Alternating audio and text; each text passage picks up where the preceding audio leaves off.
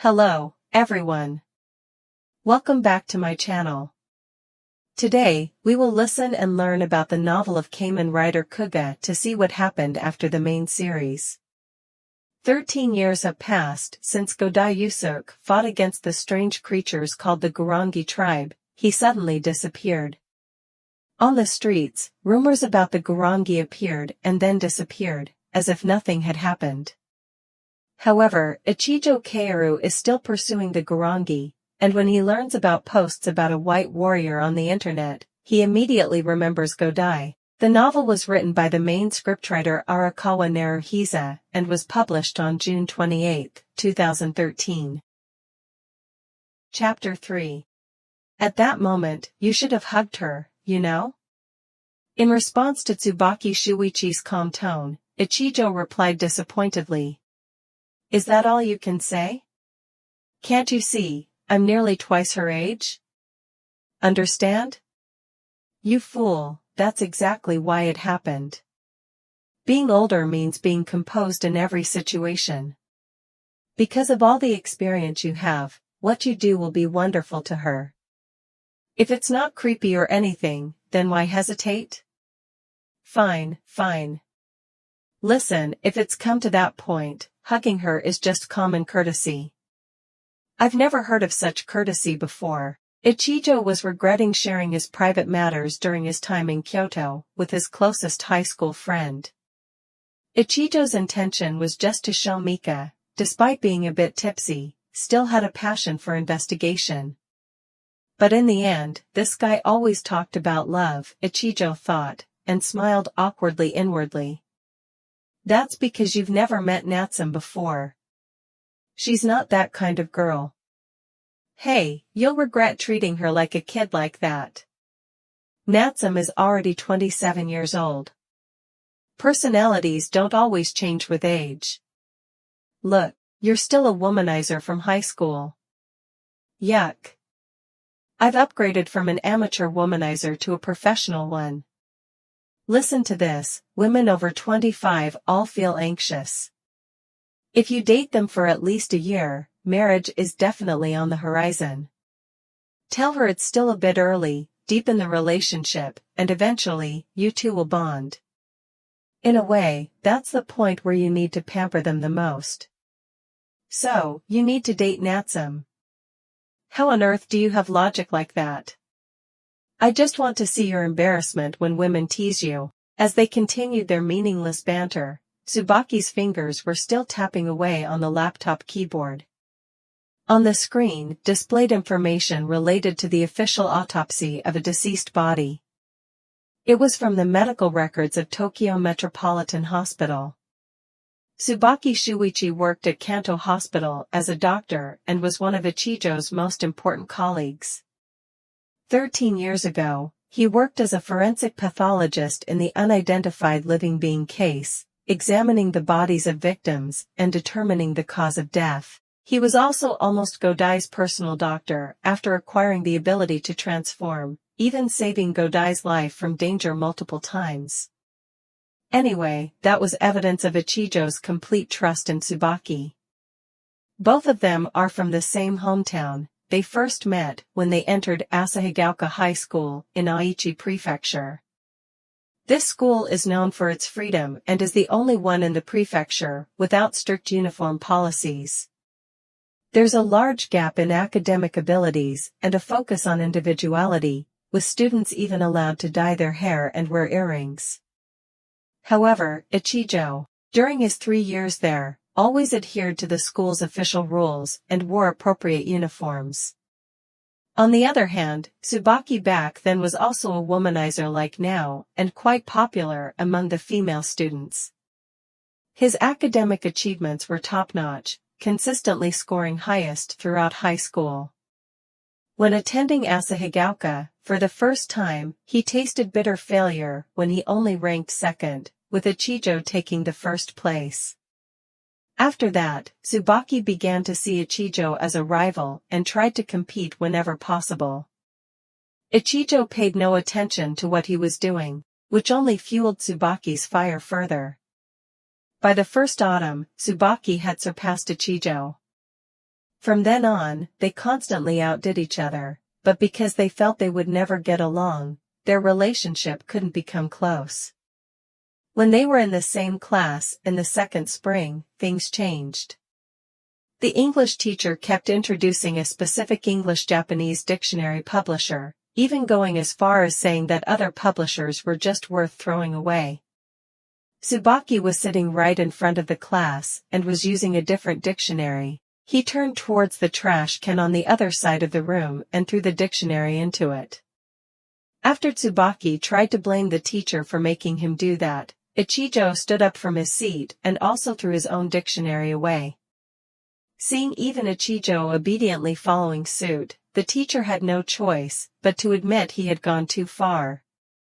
That incident helped them understand each other better. Eventually, after attempting to strike up a conversation, they realized they actually had a lot in common.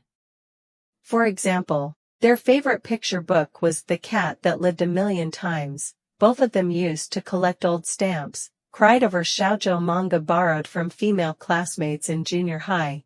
They shared many surprising hobbies. They both also moved to Tokyo to pursue their university ambitions. Their paths diverged when they became a police officer and a doctor, but they both crossed boundaries and became leaders in their respective fields. Their upbringing, environments and personalities may be very different, but perhaps they were heading in the same direction. Except for the pursuit of girls, that is. In one of the rare occasions in his life, Ichijo asked Tsubaki for a huge favor. Ichijo wanted Tsubaki to secretly obtain the official autopsy results of Koichi Nakata. Previously, Sugita had independently investigated suspicions regarding Nakata's involvement in the oxygen chamber cases. However, recently, for some reason, information related to Nakata had been restricted. It's obvious Sugita is trying to delay Nakata's cremation. From what I've heard, Nakata's body was actually cremated before the scheduled date. It seems more convenient for the funeral home due to various circumstances. Various circumstances. We have quite a few things going on here too. Still no new information. Surely someone is suppressing information. Yeah. The unidentified living being case was similar. Information about them wasn't widely released until long after the incidents occurred. When things get really bad, there's an ironclad rule that information must be disseminated after the situation is resolved. The question is, who's controlling the information, and why? Usually, the Central Police Department where I work would have that information. It might be futile. I'll have to contact some acquaintances, but, don't expect too much. Thanks. More importantly. Is this really what you want to say? The image displayed on Tsubaki's screen was the same one Mika had shown Ichijo earlier, a white Kuuga. I see. What do you think? Well, it's blurry, so it's hard to confirm. It looks like it's been edited. Who knows, it's probably another copycat case. There have been many cases like this before, but this is the first time there's been a white Kuuga. Right, you must be extremely interested in this. Just one thing caught my attention. White, huh? That was the color of Yusuke's form when he first transformed into. White seems to symbolize confusion and unfamiliarity in the body he was experiencing. It's called unidentified living being form 2, and is the incomplete stage of the red Kuuga, unidentified living being form 4, a more suitable form for combat. That's why when Kuuga changes into other colors like blue, green, and purple to adapt to evolving abilities, the police simply refer to Form 4 as a different color. There was a period when Kuuga returned to its white form, but because the police did not publicize that information, Ichijo found it hard to believe that the public would know about the return of white Kuuga. But the image of Kuuga indeed appeared again, and this time it was white Kuuga. If it's indeed him, it means his power has significantly weakened. Yeah. Do you believe in that ability? What do you mean? I still remember very clearly until now. 13 years ago, after he defeated Form Zero. Sometime after that, he came here, right? Tsubaki asked. Yes. Even though he was seriously injured after that battle, he miraculously recovered thanks to the power of Amadam. Then he started a new adventure bidding you farewell, while asking you to say goodbye to the others for him. That's right. Ichijo said. Was that a lie? Tsubaki looked at Ichijo sharply. Ichijo looked back resolutely. Only a few seconds passed, but Ichijo felt it lasted much longer. What makes you say that? Ichijo said. I still remember asking you a question then. Do you think Godai is smiling now? But you just looked out the window at the blue sky with a complex expression, ignoring my question. That's... Usually you would answer questions like that with "I'm sure he is." That's because you're honest with yourself. That's your weakness. So I gave up on that guy. But this image caught your attention, so I think it's possible. Yeah. The possibility still exists. Ichijo recalled the heavy memories and began to recount the details to Tsubaki. Memories of what happened in that snowstorm. It seems like the crack on the lower back hasn't healed yet. So, please aim here if that time comes. Godai Yusuke pointed to his stomach and said with a gentle smile. To defeat Form Zero, he had to use the ultimate power. If Yusuke became the bringer of supreme darkness, Ichijo had to stop him himself by shooting nerve-damaging bullets there. Ichijo was mentally prepared to pull the trigger if that time came. Since swearing to Chief Inspector Matsukura that if anything happens, I will eliminate him, Ichijo was determined. Godai Yusuke performed his final transformation into the Black Kuuga and disappeared into the snowstorm. In just a moment, but Ichijo clearly saw those red eyes. It was evidence that Godai had defeated the darkness and remained awake. Ichijo felt relieved, but at the same time, his chest tightened. Despite Godai still holding on to his compassionate heart, he still had to carry out the final act of killing. Ichijo ran. With all his heart, he ran. Godai would win. That's what he believed. He wanted to see the moment when Form Zero fell in battle, and he wanted to embrace Godai. With only those thoughts in mind, he ran into the silver forest, battling against the snow whipping against his face. Then his legs slowed down. Suddenly his vision opened up, a mist-covered plain appeared before him. Seeing the sight of two bodies lying at the center, Ichijo understood that the life and death battle had ended. He never lost his heart. Godai Yusuke fought to the end. In the fierce snowstorm where the sky and the ground could not be distinguished, Form Zero was defeated and buried in the snow. Godai. It's too late for me, Ichijo thought as he stood there. Godai fought with the hope entrusted to him by everyone, yet Ichijo couldn't even be there, holding him with his warmth. Godai. The moment Ichijo shouted, a sudden gust of wind blew the snow and obstructed his view once again. How far apart were they? The more he struggled, the stronger the wind blew, sometimes making it impossible for him to take another step. Finally, when he reached the center of the snow-covered plain, he found Form Zero's body buried under the snow, while Godai was nowhere to be found.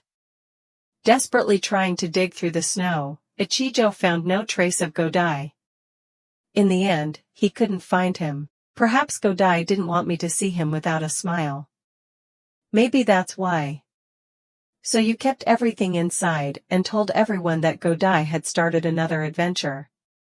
Up to now, I still check if there are any bodies not found in that area. So far, nothing terrible has happened. So there's still a possibility, right? Tsubaki turned back to look at the image resembling Form 2 displayed on the screen. After that, I kept having the same dream. A dream? Tsubaki wondered. Yes. It's always in some distant country, with children on a pristine white, sandy beach. The sky is blue and the waves roll gently. It's like paradise. The children play happily, but there's always a sudden event, and eventually, they end up fighting. Then, a young man with a backpack will casually run in and start throwing balls around. That skill impresses the children to the point where smiles gradually return to their faces.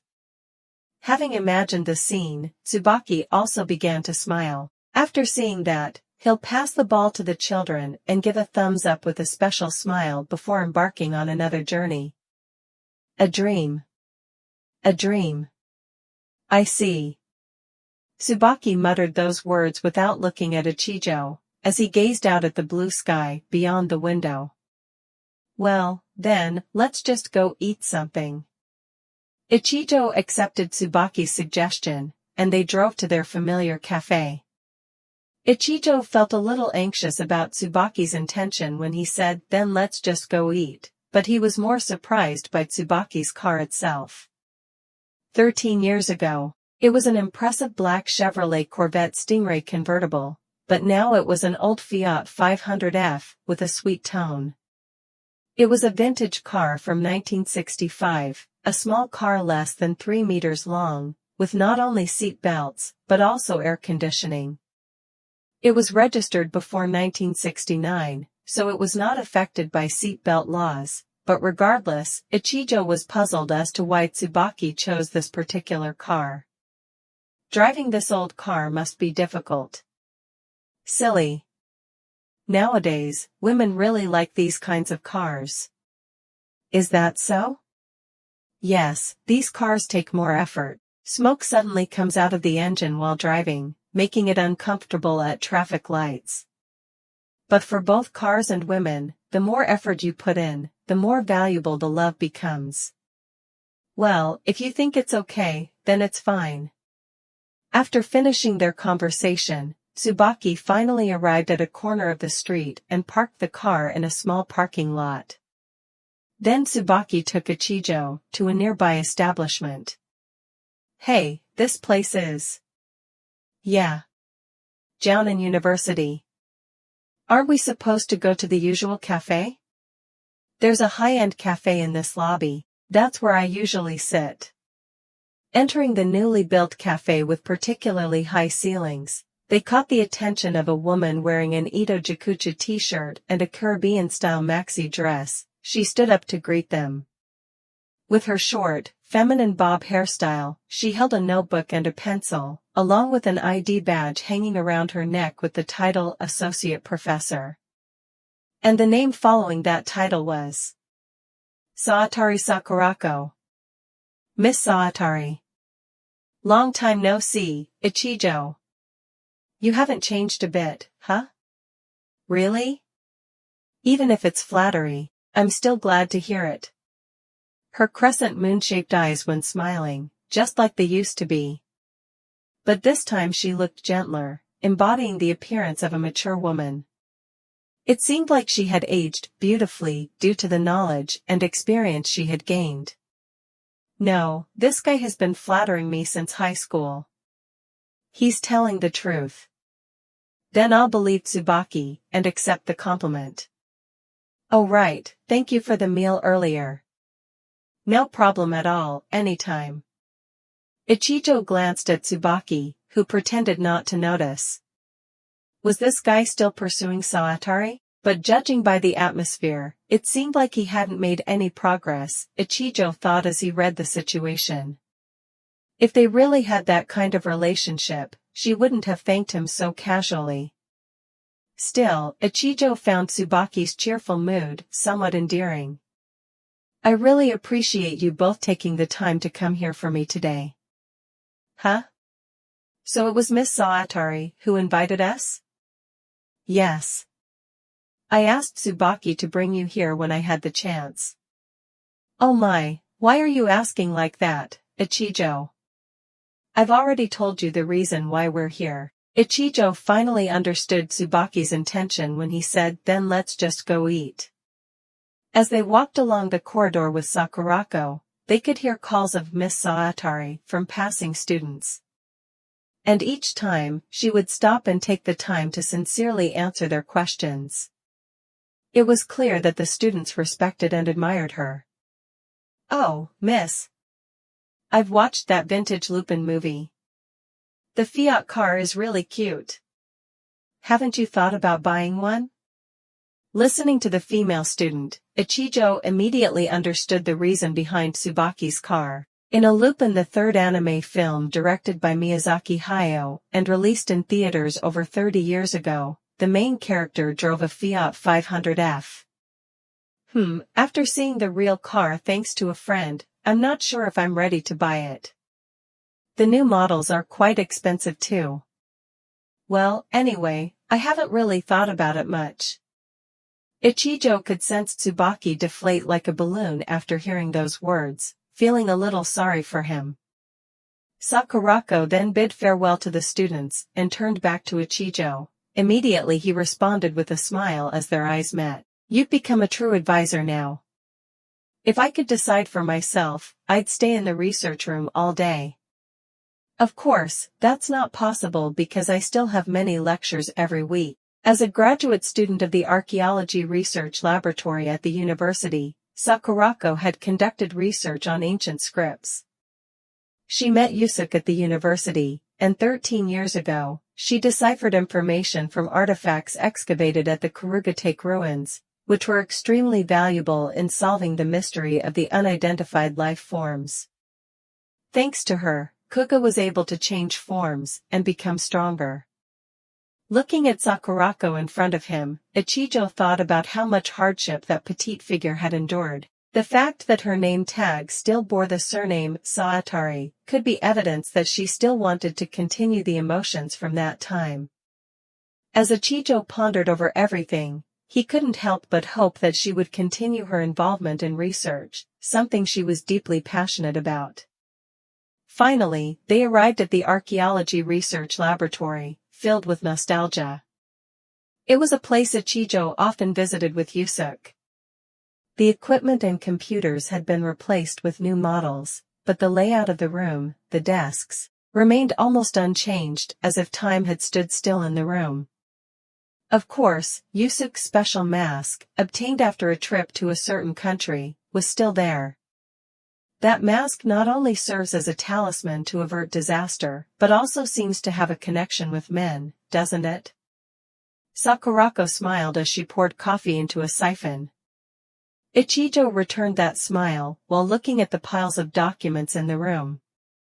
The relationship between Shinano University and Jounin University seemed to have started 13 years ago, involving artifacts that were still ongoing, albeit at a very slow pace. The excavation team would bring new artifacts to this laboratory, and Sakurako would carry out much of the analysis work. "I wanted to meet you in person for two reasons." Sakurako showed Ichijo a photo depicting the restored state of a stone tablet. "What's this? I don't remember seeing this tablet before." "That's right, a few years ago, we discovered an unpublished thesis left by Professor Natsum. We used it as a basis to reinvestigate and reconstruct the excavated fragments into what they are now. There were some scattered words in the thesis that caught my attention."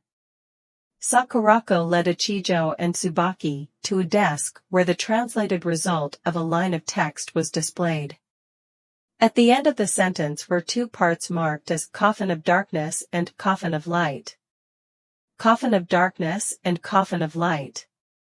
Yes, that's the correct reading. The Coffin of Darkness must be protected alongside the Great Coffin of Light. We must not forget the Coffin of Darkness. Upon hearing this, Tsubaki joined the conversation. Coffin of Darkness. The coffin of number 0 was hidden beneath the coffin of the great warrior Kuuga, so isn't it reminding us not to forget that? No, if I remember correctly, number 0 was sealed underground. He didn't have a coffin. Then why? That's right. After changing perspective, I realized that the character also means room in the Rinto language. It's used to denote a room as part of a building, even describing a house with only one room and no interior partitions. The character coffin itself also originates from the character room. So you believe that the Kuuga ruins could very well be the Great Coffin of Light. And perhaps there's another coffin elsewhere. Sakurako nodded before continuing. Yes. There's a high possibility of a smaller ruin, where sealed Gurongi may be located. Ichijo unintentionally made eye contact with Tsubaki, but quickly turned away and remained silent. The possibility he had been trying his best to deny was about to become a reality. There were about 200 Gurongi sealed around the Kuuga ruins. Even if the scale was smaller, the prospect of the unidentified life forms lying dormant beneath some other ruins awaiting resurrection was terrifying. Hold on. Tsubaki exclaimed. That was just speculation, but my hypothesis was that perhaps number 0 had exterminated the Gurongi who weren't eligible to participate in the game. If it was the overwhelming power of number 0, I believe it would be very difficult for any unidentified life form to escape his wrath. Yes. That means someone has definitely awakened the dormant Gurongi. Do you know who that could be? Tsubaki asked. I think I do. The image of a character became clear in Ichijo's mind. The one who had been shot by a bullet from Ichijo and lodged in the chest, unidentified life form number B1. The woman with the rose tattoo. The deep-seated fear within him since that day was on the verge of becoming a reality. Seeing Ichijo still silent, Sakurako hesitated to interrupt. Sorry for intruding, but... right, you mentioned there were 2 reasons you wanted to meet us, didn't you? Yes, please follow me. Ichijo and Tsubaki followed Sakurako out of the research room. Outside the humanities department, they crossed a footbridge leading to the agriculture department, where many research greenhouses were lined up. Research on pesticide-free crops and hydroponic farming was likely conducted here. Entering one of the greenhouses and passing through the vegetation, they unexpectedly came across an unusually tall lifting platform. The nameplate read Administrator Archaeology Laboratory. Sakurako unlocked the electronic door with her ID card, and the giant hatch opened like a Stevenson screen, revealing the fossilized giant body of Kuuga's silent ally lying inside. Gurum. Long time no see, Ichijo didn't need to think before speaking. Gurum. A creature shaped like a stag beetle, an invention of advanced Rinto technology. Ancient language inscribed on its head contained the message. Wearing a hard-shelled beetle form and serving as armor for the warrior. Here I am. That was just speculation, but my hypothesis was that perhaps number 0 had exterminated the Gurongi who weren't eligible to participate in the game. If it was the overwhelming power of number 0, I believe it would be very difficult for any unidentified life form to escape his wrath. Yes. That means someone has definitely awakened the dormant Gurongi. Do you know who that could be? Tsubaki asked. I think I do. The image of a character became clear in Ichijo's mind. The one who had been shot by a bullet from Ichijo and lodged in the chest, unidentified life form number B1. The woman with the rose tattoo. The deep-seated fear within him since that day was on the verge of becoming a reality. Seeing Ichijo still silent, Sakurako hesitated to interrupt. Sorry for intruding, but... right, you mentioned there were 2 reasons you wanted to meet us, didn't you? Yes, please follow me. Ichijo and Tsubaki followed Sakurako out of the research room. Outside the humanities department, they crossed a footbridge leading to the agriculture department, where many research greenhouses were lined up. Research on pesticide-free crops and hydroponic farming was likely conducted here. Entering one of the greenhouses, and passing through the vegetation, they unexpectedly came across an unusually tall lifting platform.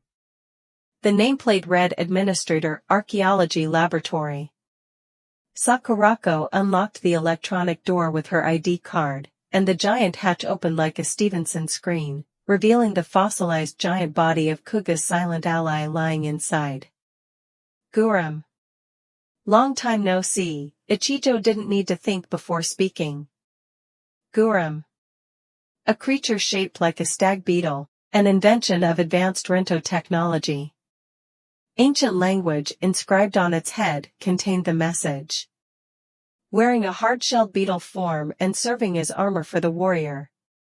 Here I am. That was just speculation, but my hypothesis was that perhaps number 0 had exterminated the Gurongi who weren't eligible to participate in the game. If it was the overwhelming power of number 0, I believe it would be very difficult for any unidentified life form to escape his wrath. Yes. That means someone has definitely awakened the dormant Gurongi. Do you know who that could be? Tsubaki asked. I think I do. The image of a character became clear in Ichijo's mind. The one who had been shot by a bullet from Ichijo and lodged in the chest, unidentified life form number B1. The woman with the rose tattoo. The deep-seated fear within him since that day was on the verge of becoming a reality. Seeing Ichijo still silent, Sakurako hesitated to interrupt. Sorry for intruding, but... Ah, right, you mentioned there were 2 reasons you wanted to meet us, didn't you? Yes, please follow me. Ichijo and Tsubaki followed Sakurako out of the research room. Outside the humanities department, they crossed a footbridge leading to the agriculture department, where many research greenhouses were lined up. Research on pesticide-free crops and hydroponic farming was likely conducted here. Entering one of the greenhouses, and passing through the vegetation, they unexpectedly came across an unusually tall lifting platform. The nameplate read Administrator Archaeology Laboratory. Sakurako unlocked the electronic door with her ID card, and the giant hatch opened like a Stevenson screen, revealing the fossilized giant body of Kuuga's silent ally lying inside. Gurum. Long time no see, Ichijo didn't need to think before speaking. Gurum. A creature shaped like a stag beetle, an invention of advanced Rinto technology. Ancient language inscribed on its head contained the message. Wearing a hard-shelled beetle form and serving as armor for the warrior. Here I am. Tsubaki left the parking lot to bring the car out, while Ichijo and Sakurako slowly walked towards the back gate. Ichijo thought about how many times they had come here with Godai. Seeing the characteristic evergreen trees surrounding the humanities department building towering higher, they made Ichijo feel the weight of time. I'm sorry for bringing you here just to hear such vague things. It's okay. My job is to find the truth from the heap of information collected, so if you find something else, please contact me. After a little more conversation, they finally reached the back gate. Tsubaki stepped out of the parked Fiat 500F and approached them as if he couldn't wait any longer. Well then, we'll be going. Tsubaki seemed to be trying to bypass Ichijo's polite farewell, but Ichijo calmly raised a hand and said, Goodbye, Sakurako, see you later. Then, as Tsubaki turned back gracefully and walked towards the car, Sakurako stepped forward with a wait. Yes? Tsubaki turned his head first, but Sakurako's gaze was directed towards Ichijo. If you happen to meet Godai, could you tell him this for me? What do you want me to say? Tell him that security is tighter now, so I can't leave the room's window open like before, and I can't stay here overnight anymore, so don't come in at night. Seeing Sakurako smile as she poured her heart into her words, Ichijo couldn't help but be moved. There are people waiting for you. If you can't bring them the same smiles as you did in the past, it's okay. They just want to see you again. That's all there is to it. If you've come back, why haven't you shown up? What happened? Those were Ichijo's only thoughts as he returned to the Central Police Department in Tsubaki's car. It can't be, Godai. Ichijo suddenly muttered and looked up at the sky from the window. The blue color spread everywhere. The deeper and bluer it was, the more distant it seemed. Hey, Ichijo! Where have you been? Returning to Section 1 of the Investigation Bureau, Ichijo was immediately pulled away by Mika without a chance to explain and taken to a small meeting room, which used to be the investigation headquarters. On numerous folding tables in the room were stacks of documents related to deaths from shock backlash. After returning from Kyoto, Mika had coordinated with the authorities to thoroughly investigate the victims' belongings. Data from the victims' computers and cell phones was also being closely examined, and Mika was doing her utmost to find evidence related to the case. I just finished arranging the reports about 2 hours ago. I really couldn't wait anymore. Sorry for being late like that. Tsubaki brought me to visit Jounin University without notice. Was it to see Sakurako? Oh, so you've met her there too. Yes. Sakurako encouraged me a lot back then, and I often visited her to continue my father's research. But I haven't seen her since joining the police force. I see. I should have told her about you, probably forgot. It's okay. It's been a long time since I contacted her, and I'm hesitant to write emails anymore, but now I have something to write about. You probably don't need to go see her, but she might be more involved in our investigation in the future, so at least say hello to her. I understand. Now tell me why you brought me down here. Yeah. I haven't used this in a long time, Ichijo. Mika enthusiastically gave a thumbs up, showing that progress had been made significantly. Remember to review the reports carefully later. Now I'll explain the main points. During the conversation, Mika asked Ichijo to sit in front of the computer. She intended to show him the data obtained while explaining. Basically, Togai Brin is definitely connected to this case. You seem pretty confident. Everything is connected. Ichijo saw the list of victims for the first time. 9 people in estimated time of death order: Yuichi Akashi, Shoudai Aoyama, Toru Kimura, Mitsuoki Ariga, Ryu Minawa, Hiroki Toyama, Akira Furubayashi, Shingo Kuzukabe, Kiyo Watarai. By clicking on the icon next to the name, information about their rooms and related articles would be displayed. First, both Minawa and Kimura were confirmed to have posters and CD discs in their rooms. Then, we found out that both Akashi and Aoyama had special mobile phone straps linked to Togai Brin's fan club. Next are Ariga, Toyama, and Kuzukabe. All 3 of them are university students, living in dormitories far away from their parents, so we couldn't get any information from them. However, after the victims' families cleaned up their rooms, a large number of idol products were discovered. Confirming 7 victims at once, huh? But things have gotten more difficult since then. Furubayashi, 48 years old, and Watarai, 74 years old. I've talked to Mr. Furubayashi's family many times, and even the syllable to in Togai Brin didn't come up. Clearly, he's quite strict and stern, being a principal at an elementary school in Nagoya.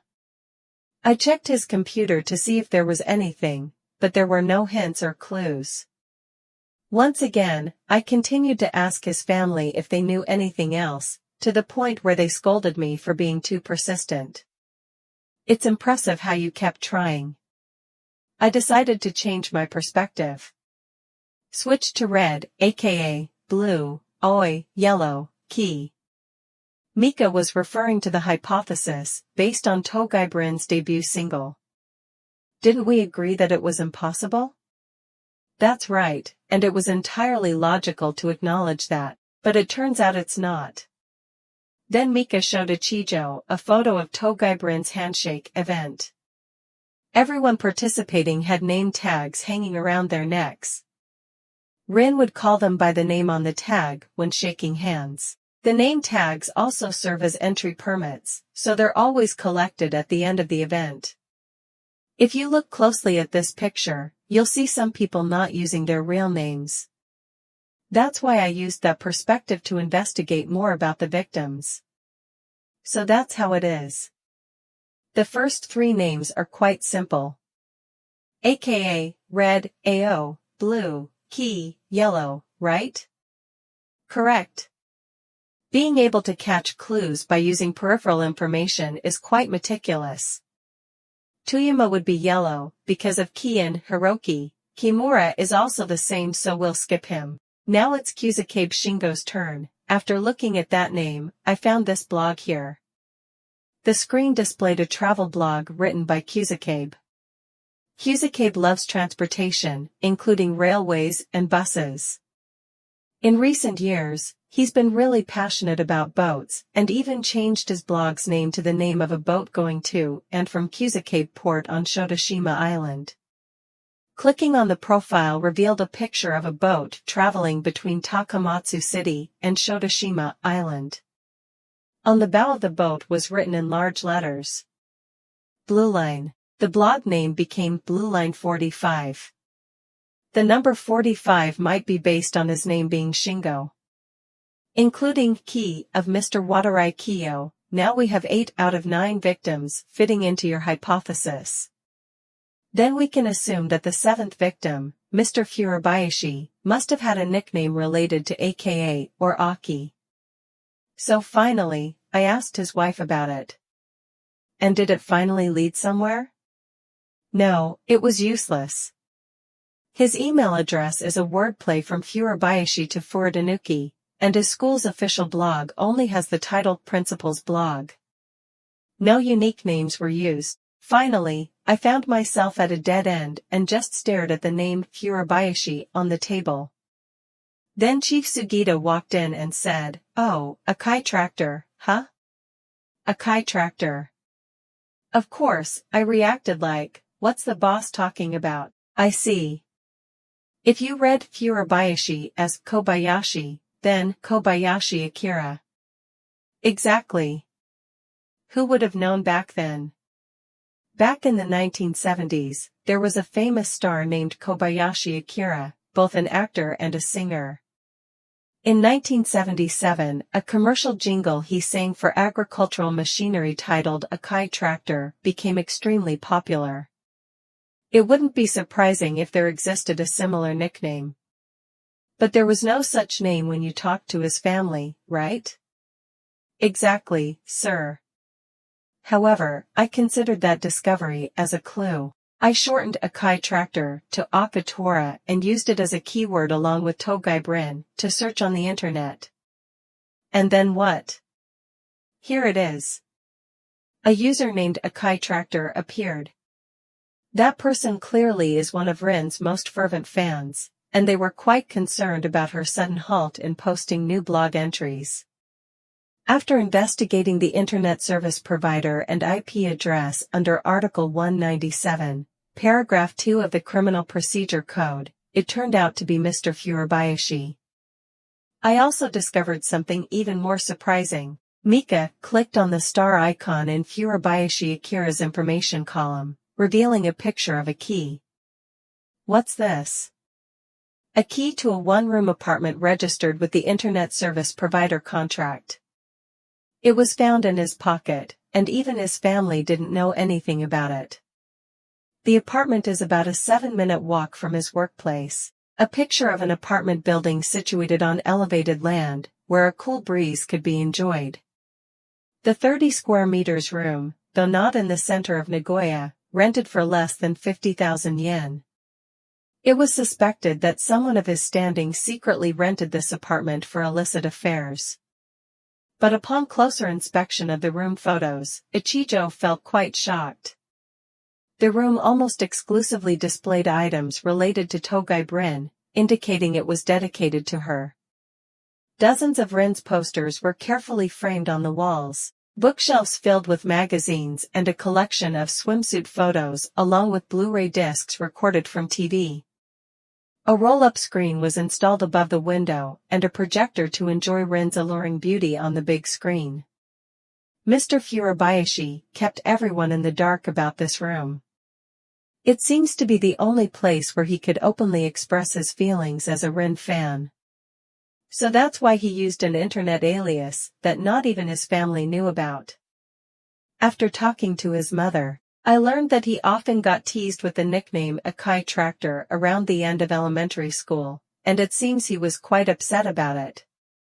It seems like red, blue, and yellow were perfectly linked together. As he said those words, Ichijo felt a slight sadness. All those nicknames and online accounts of the victims seemed like windows into their lives. They didn't know that just because they had placed those names in their small but happy lives, they would eventually be killed. But as if to cut off that emotion, Mika continued the topic. Do you know what they are, sir? Those stacked things in the corner of the room, like towers here. CDs? Yes. They're all first edition copies of the album Ren released 3 months ago. They're all the same CD? There must be over 100 of them, right? It seems there are 108 of them, sir. Why so many identical discs? To get 1 ticket free for everything. 1 ticket free for everything? That's part of a nationwide event. Ren gave each first edition CD with a free ticket for everything. It not only allowed one to shake hands with her, but also permitted saying anything to her for a second. Moreover, all of it would take place in the maid booth, to simulate the feeling of being alone with her. Just for 1 second? If spoken quickly enough, one could say about 8 words. Phrases like "I love you" wouldn't be a problem. Even so. That's why the most fervent fans wanting to fully express their love would buy many copies of the same CD. 10 CDs mean 10 seconds, 100 CDs mean 100 seconds, and so on. This world is truly insane. There has been a lot of criticism about this campaign, like it's too gimmicky, for example. Even though on Ren's official blog, she wrote, "Please only 1 ticket per person." She said that just 1 second would be enough to understand their love. Perhaps from the beginning, the tickets were intended for 1 person only, right? But in response to the criticism, the record company simply stated, "We have no intention of depriving those who desire them." Ah, can you believe it? Calm down. Why did you mention the free ticket for everything? Ah, I'm sorry. Until now, 8 victims have bought over 20 copies of this CD. That means they had quite long contact with Togai Brin at the handshake event. From Togai Brin's perspective, those people were the easiest targets. She was notorious for looking fans straight in the eyes when shaking hands with them, so there was no doubt, she seized that opportunity to transform into a Gurongi and burn them. At this point, Mika was convinced that Togai Brin was the perpetrator behind the incidents. But how did the 9th victim, Watarai Kiyo, become a victim? She couldn't attend that handshake event, could she? Yes. I couldn't find anything about her having contact with Togai Brin. I completely failed. But the fact is, Mrs. Kiyo was in Nagoya on the day of the event, and with a glimmer of hope, I decided to go to Gifu early this morning. You went to Gifu and came back before noon. I'm really impressed that you still managed to complete the report. I had about 80% finished on the way back on the bullet train. Expecting Ichijo's surprise, Mika smiled in response. Above all, it's really thanks to Mr. Matsukura that I was able to get this far. Mr. Matsukura? Yes. Mr. Matsukura used to be the director of the headquarters investigation. It seems like now he's making ceramics in Nakatsugawa. Ichijo knew she must have heard it from Sugita. I remember Mrs. Kiyo's son telling me that she also had friends who were ceramics makers. I hoped if Mr. Matsukura knew them, he could go with me so I wouldn't feel too strange talking to them, and it turned out to be successful. When I arrived, all of Mrs. Kiyo's friends were gathered in one place, along with a truly friendly atmosphere. Ichijo was not only surprised to hear the name Matsukura coming from Mika's mouth, but also surprised at her boldness in relying on a prominent senior she had never met before. Ichijo was truly impressed to see that audacity rewarded so handsomely. On the day Mrs. Kiyo and her friends visited Tokyo Tower, when they decided to go to Osakanen Temple, Mrs. Kiyo proposed an idea like, since the weather is so nice, why don't we walk there? The distance between Tokyo Tower and Osakanen is about 5 kilometers. It seems like it wouldn't be a problem for someone who walks a lot, like Mrs. Kiyo. The distance between Tokyo Tower and Osakanen is about 5 kilometers. It seems like it wouldn't be a problem for someone who walks a lot, like Mrs. Kiyo. When they arrived at Osakanen, she felt hungry and went to a restaurant behind Banshoji Temple. Later, she accidentally passed by the restaurant, causing everyone to call out and invite her to stop. At that moment, a girl with glasses stepped out of the shop and called out to Mrs. Kiyo. And that girl was Togai Brin, who had just left the handshake event and was having a meal with her manager. Mrs. Kiyo and her friends didn't know about her, but it was thanks to the photos that I confirmed Togai Brin was there. Was there any direct connection between them? Yes. After Togai Brin learned that Mrs. Kiyo's group had walked from Tokyo Tower to the restaurant, she asked to shake their hands and said, "I'd like to absorb some energy from these lovely ladies." It seems like her handshake with Mrs. Kiyo lasted the longest. So, after hearing about the name Kiyo, she wanted to complete the missing key, gold, piece. But why would she choose someone from a completely different place, with no connection to the other 8 people? According to Kuzukabe's Twitter, his turn at the handshake event was last. Maybe after that, there were no more fans at the event with Ki in their names. So she achieved red, green, gold, and then wanted to complete the final trio?